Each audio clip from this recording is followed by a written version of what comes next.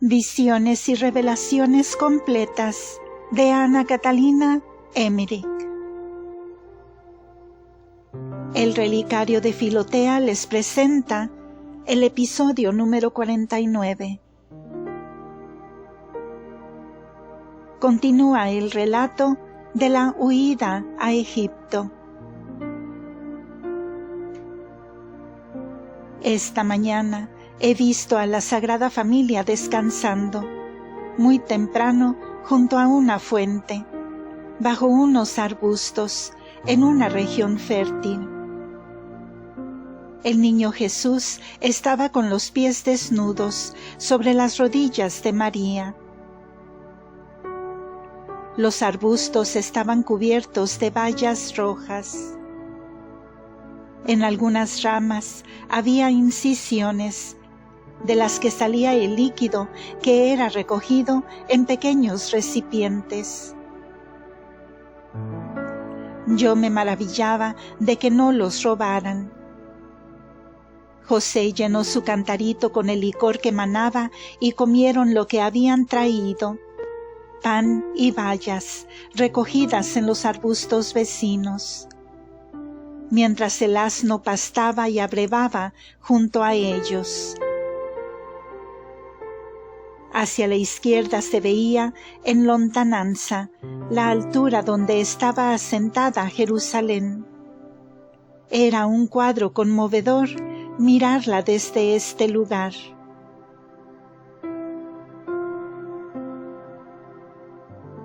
Santa Isabel huye al desierto con el niño Juan. Visión del martes 6 de marzo. Zacarías e Isabel conocían el peligro que amenazaba a los niños, porque creo que la Sagrada Familia les envió un mensaje de confianza. He visto a Isabel llevándose al niño Juan a un sitio muy retirado del desierto, a unas 2 leguas de Hebrón. Zacarías los acompañó hasta un lugar donde atravesaron un arroyuelo, pasando sobre una viga tendida. Allí se separó de ellos y se encaminó a Nazaret por el camino que María había tomado cuando fue a visitar a su prima Isabel. Creo que iba a pedir mejores informes a Santa Ana. Allí, en Nazaret, varios amigos de la Sagrada Familia estaban muy tristes por la partida. He visto que Juan, en el desierto, no llevaba sobre el cuerpo más que una piel de cordero, y a los 18 meses ya podía correr y saltar. Tenía en la mano un bastoncito blanco con el que jugaba como juegan los niños. El desierto no era una inmensa extensión arenosa y estéril, sino una soledad con muchas rocas, barrancos y grutas, donde crecían arbustos diversos, con bayas y frutos silvestres. Isabel llevó al niño Juan a una gruta donde más tarde vivió María Magdalena, después de la muerte del Salvador. No sé cuánto tiempo estuvo oculta allí Isabel con el niño. Probablemente quedó todo el tiempo hasta que no podía ya temerse la persecución de Herodes. Regresó con su hijo a Juta, pero volvió a huir cuando Herodes convocó a las madres que tenían hijos menores de 2 años, lo cual tuvo lugar 1 año más tarde. No puedo decir los días, pero contaré las escenas de la huida conforme recuerdo haberlas visto.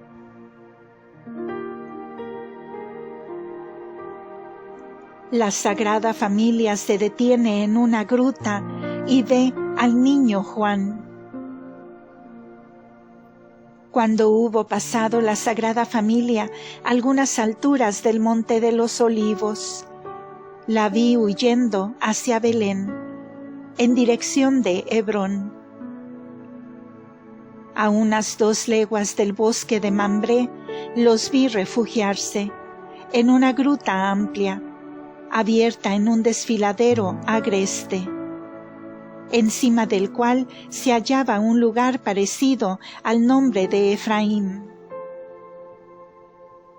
Me parece que era la 6ª vez que se detenían en el camino. Llegaron llenos de fatiga y de tristeza.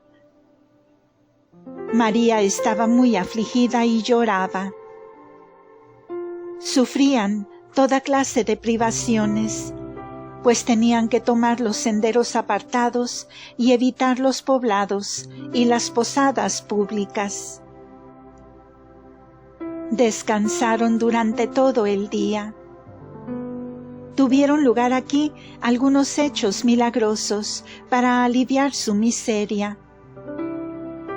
Brotó una fuente en la gruta por la oración de María, y una cabra salvaje se acercó a ellos y se dejó ordeñar. Finalmente se les apareció un ángel que los consoló y animó. En esta gruta había rezado a menudo un profeta, y Samuel se detuvo algunas veces. David guardaba en la vecindad los rebaños de su padre, y aquí mismo, mientras oraba, recibió de un ángel la orden y el mandato de combatir contra Goliat. Después de dejar la gruta, caminaron 7 leguas hacia el mediodía, dejando a su izquierda el Mar Muerto, y unas 2 leguas más allá de Hebrón entraron en el desierto donde se encontraba por entonces el pequeño Juan, pasando a un tiro de flecha de la gruta donde estaban refugiados. Los he visto avanzar en medio de un desierto de arena, muy lánguidos y cansados. El recipiente de agua y el cantarillo de bálsamo estaban vacíos. María estaba sedienta y triste, y el niño también tenía sed. Se detuvieron fuera del camino, en una hondonada, donde había zarzales y un poco de césped reseco. María bajó del asno, sentóse en el suelo, y puso al niño ante sí. Estaba triste y rezaba, mientras María, como Agar en el desierto, pedía un poco de agua para el niño. Mis ojos vieron una escena conmovedora. La gruta donde Isabel tenía escondido al niño Juan estaba a poca distancia, en medio de unas rocas altas. Pude ver al niño Juan vagando entre malezas y piedras. Me pareció lleno de inquietud y como si esperara algo. No pude ver a su madre. La vista de aquel niño corriendo con paso seguro por ese lugar desierto producía una viva impresión. De la misma manera que se había estremecido en el seno de su madre, como queriendo ir al encuentro de su Señor. Esta vez se hallaba excitado por la vecindad de su Redentor, que estaba sediento. Tenía sobre los hombros una piel de cordero sujeta por la cintura, y en la mano un bastoncito, en cuya alta punta flotaba una banderola de corteza. Sentía que Jesús pasaba y que tenía sed. Se puso de rodillas y clamó a Dios con los bracitos tendidos. Luego se levantó con rapidez corrió, impulsado por el Espíritu, hasta un costado de la roca, y golpeó el suelo con su vara, brotando de inmediato agua abundante. Juan corrió hacia el sitio donde caía, y allí se detuvo, y vio a lo lejos a la Sagrada Familia que pasaba. María alzó al niño en los brazos y señalando hacia el lugar dijo: «Mira a Juan en el desierto». Vi a Juan estremecerse de alegría junto al agua que caía. Hizo una señal con su banderola y luego huyó a su soledad. El arroyo, después de algún tiempo, llegó hasta el camino que seguían los viajeros. Los he visto pasar y detenerse junto a unos zarzales, en un lugar cómodo donde había un poco de césped, aunque seco. María bajó con el niño de la cabalgadura y se sentó sobre el césped. Todos estaban llenos de alegría. José cavó una pequeña hondura que pronto se llenó de agua, y cuando estuvo limpia, todos bebieron.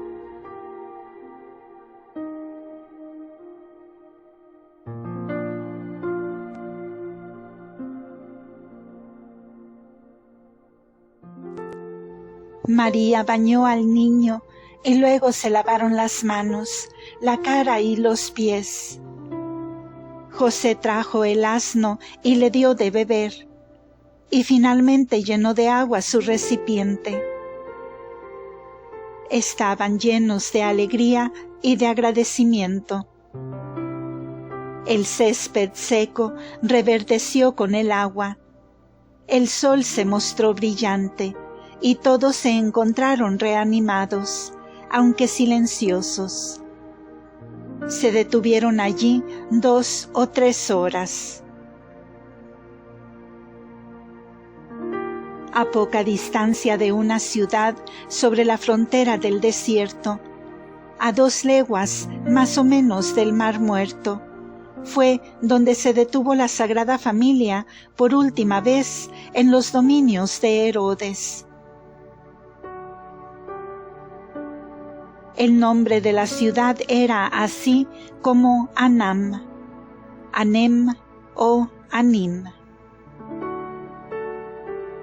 Nota: San Jerónimo y Eusebio hablan de un lugar llamado Anim o Anem, a 9 millas al sur de Hebrón, en el distrito de Daroma.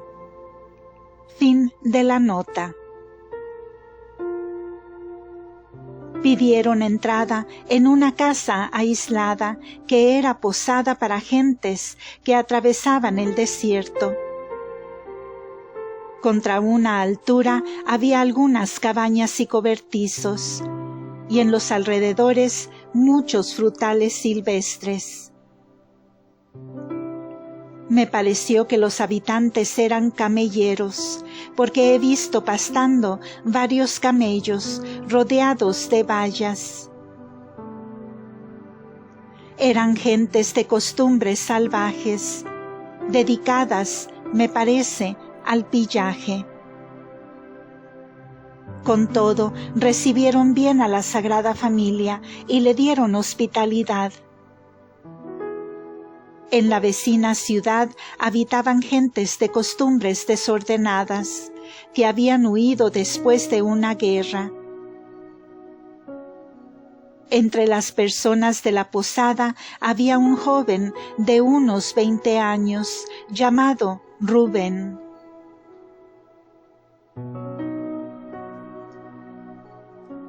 Jueves 8 de marzo. En una noche estrellada he visto hoy a la Sagrada Familia atravesando un terreno arenoso, cubierto de maleza corta. Me parecía viajar con ellos por el desierto. El paraje era peligroso por la cantidad de serpientes ocultas en la maleza y enrolladas entre la hojarasca. Se acercaban silbando y levantando sus cabezas contra la Sagrada Familia, que pasaba tranquila, rodeada de luz. He visto otros animales dañinos, de patas cortas y una especie con alas sin plumas, como grandes aletas, y el cuerpo largo y negruzco. Pasaban rápidamente como si volaran. La cabeza se parecía a la de los peces. Quizás lagartos voladores. La Sagrada Familia llegó a un camino ahuecado que era una excavación profunda del terreno, y quisieron descansar allí entre los zarzales.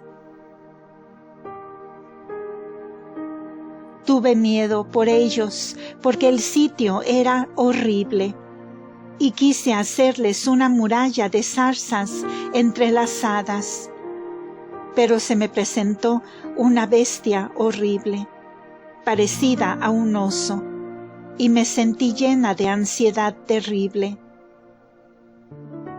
De pronto apareció un viejo amigo mío, sacerdote, que ha muerto hace poco, y se presentaba ahora como un hermoso joven. Tomó a la bestia feroz por la nuca y la alejó de allí. Yo le pregunté por qué había venido, pues seguramente se encontraría mejor allá donde estaba, y me respondió: quería socorrerte. No me quedaré mucho tiempo. Me dijo también que yo volvería a verlo.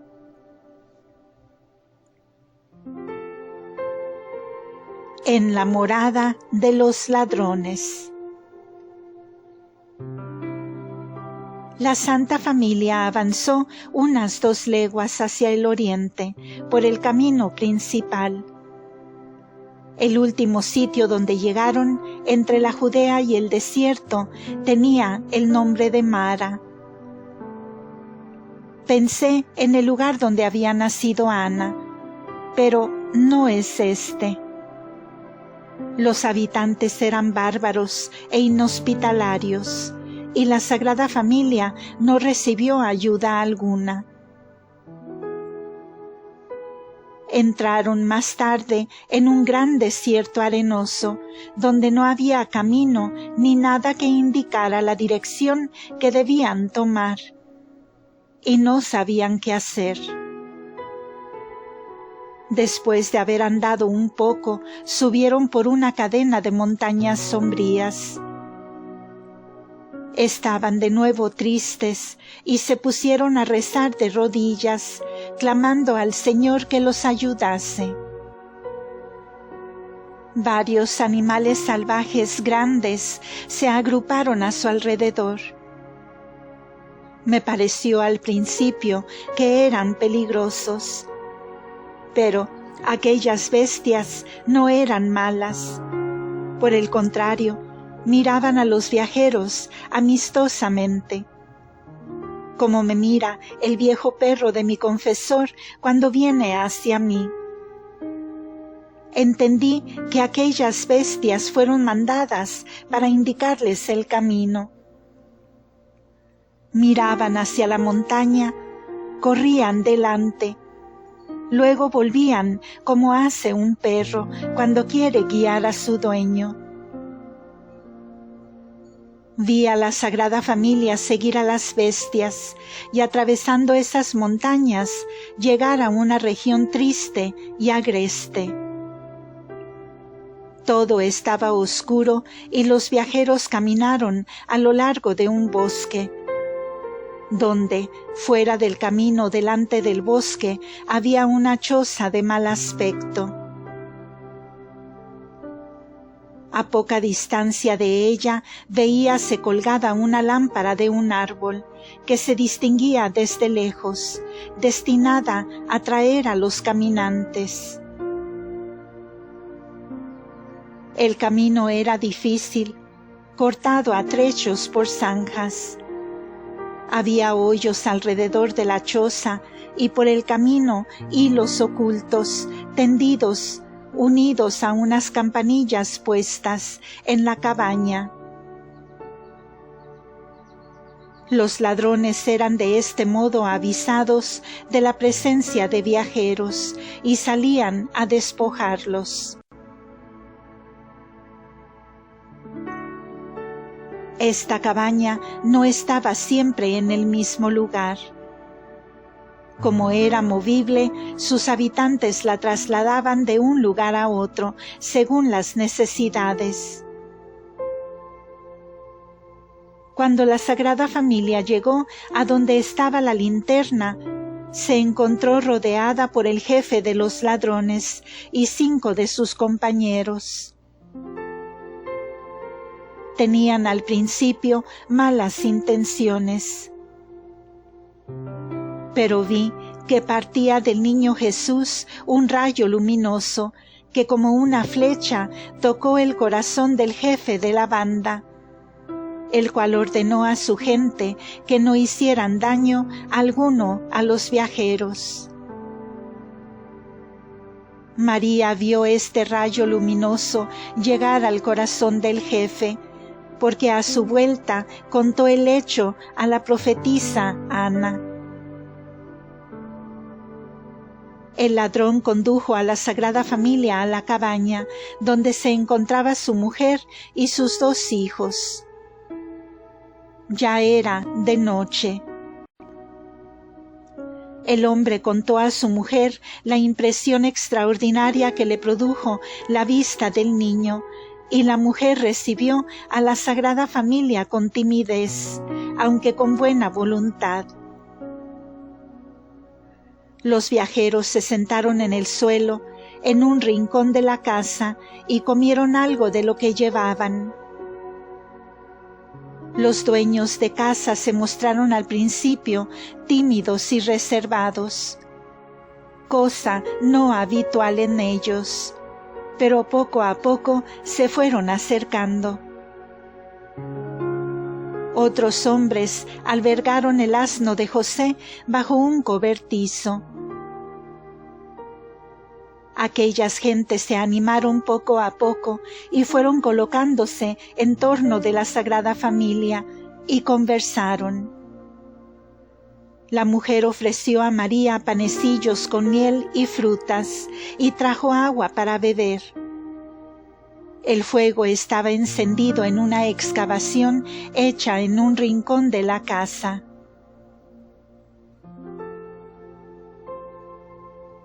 Fin de este episodio. La historia continuará en el siguiente audio. Gracias por escuchar.